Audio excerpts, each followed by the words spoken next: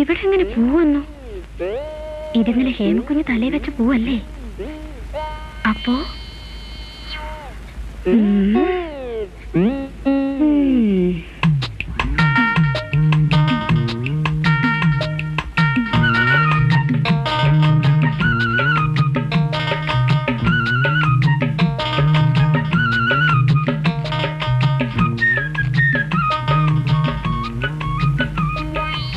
എല്ലാത്തിനും വേണം യോഗം.